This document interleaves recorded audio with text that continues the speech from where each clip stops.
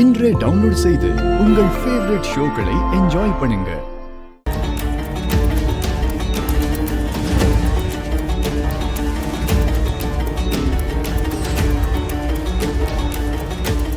அப்பா அப்பா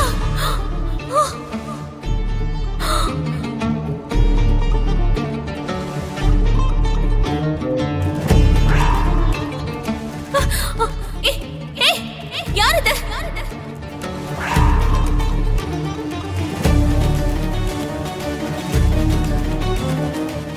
இந்த டிஎன்ஏ ரிப்போர்ட்ல என்ன இருக்குன்னா பூமி அந்த சரத்சந்திராவோட பொண்ணுதான்.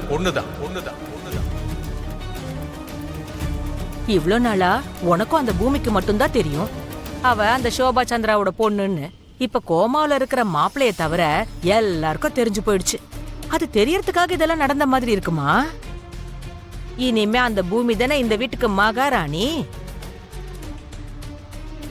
அவ்வளவு சுலபமா நான் விட்டுருவேனா சித்தி? அவங்க கணக்கு அவங்களுக்கு இருக்கலாம், எனக்குன்னு சில கணக்குகள் இருக்கு. என் மாமாவை கொல்ல நினைச்சவ ஜெயிலுக்கு போகலையேங்கிற கவலைய தவிர என்னோட உரிமை போயிடுமேங்கிற கவலை எனக்கு இல்ல. நீ கொஞ்சம் கூட யோசிக்கவே மாட்டியா? பெத்த தகப்பன அவ எதுக்கு கொல்லணும்னு நினைக்க போறா? சரி சரி சரி, ஒருவேளை நீ நினைக்கிறது உண்மையா இருந்தாலும் அதை தெளிவுபடுத்த யாராவது ஒருத்தர் களத்துக்குள்ள இறங்கி ஆகணும்ல.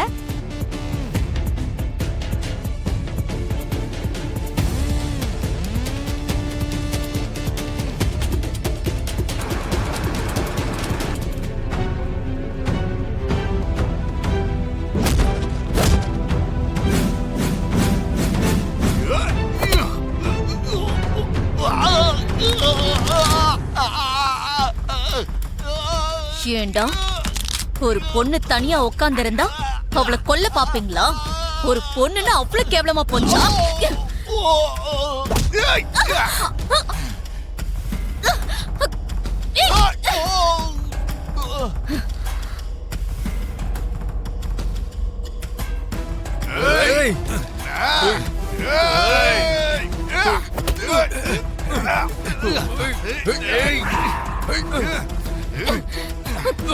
முதல்ல சட்டத்தை மதிக்க கத்துக்கோங்கடா, அப்பதான் இந்த நாடு உருப்படும்.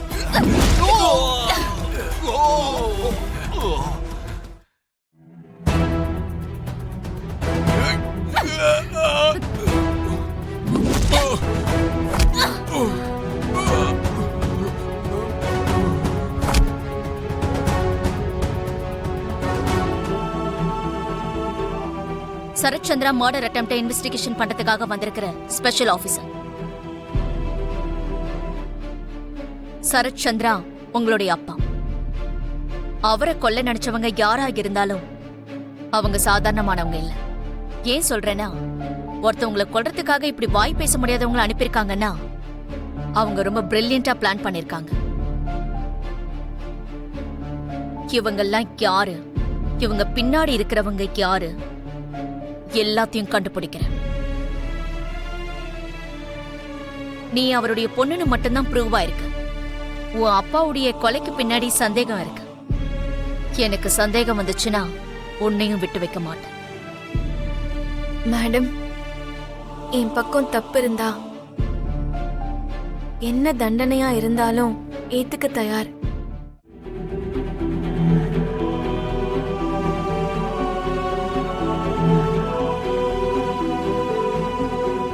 என்ன நீ டைரக்டா என் வீட்டுக்கே வந்துட்ட? அதான் ஒரு வாட்டி கொஞ்சம் பணத்தை பத்தி ஞாபகப்படுத்திட்டு போலான்னு வந்தேன். அதுக்கு தான் டைம் இருக்குல்ல? டைம் இருக்கு, ஆனா நீ கொடுக்க வேண்டிய அமௌண்ட் மாறிடுச்சு.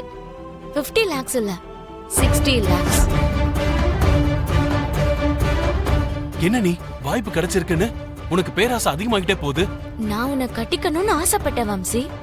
ஆனா எனக்கு இப்ப வாய்ப்பு இருக்குன்னு உன் பொண்டாட்டிய நான் உன்னை டிவோர்ஸ் பண்ண சொல்லலையே. ஜஸ்ட் 10 லட்சம் தான் அதிகமா கேக்குறேன். முதல்ல இந்த 50 லட்சத்தை போராட்டணும், மீதி இருக்கிறதெல்லாம் அப்புறம் பாத்துக்கலாம். பாக்கும் போதெல்லாம் இப்படி சாக்கு சொல்றதுக்கு நான் உன்ன புருஷன் பொண்டாட்டி இல்ல வம்சி. உனக்கு ஒண்ணு தெரியுமா? உன் அங்கிள் சரத்சந்திராவோட attempt murder case powerful police officer ACP Naini madam தான் டீல் பண்ண போறாங்க. சீக்கிரமா 60 செட்டில் பண்ணு. நான் திரும்ப வந்து 17ன்னு கேட்டா அப்புறம் நீ ரொம்ப வருத்தப்படுவ.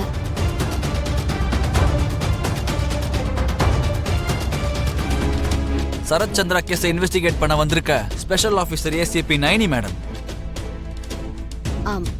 வணக்கங்க. ப்ளீஸ்.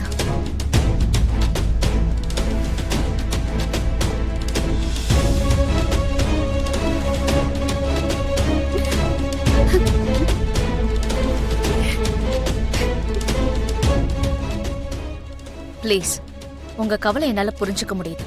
Control your self.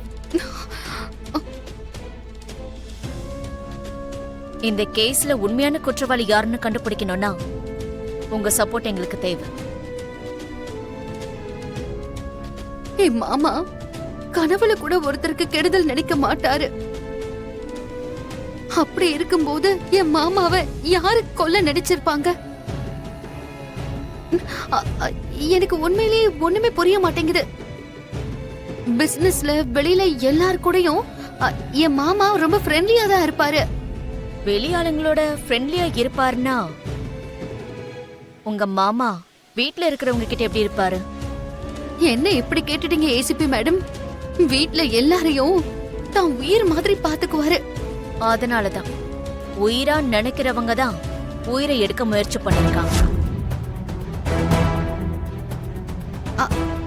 நீங்க என்ன சொல்றீங்க ஏசிபி மேடம்? எஸ், எல்லாரையும் கூப்பிடுங்க. மீரா, கேபி,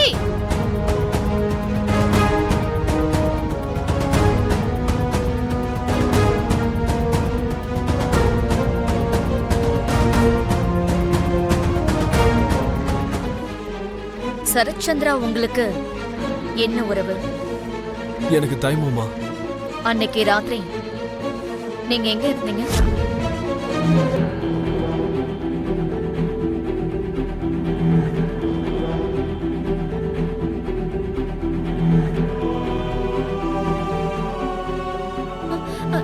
என்ன நீங்க என் பையனை சந்தேகப்படுறீங்க? நீங்க சொல்லுங்க. ஃப்ரெண்ட்ஸ், காலேஜ் ஃப்ரெண்ட்ஸோட வெளியில இருந்தேன். அப்படியா? அப்போ கெஸ்ட் ஹவுஸ்க்கு போன மாதிரி எனக்கு தெரிஞ்சதே.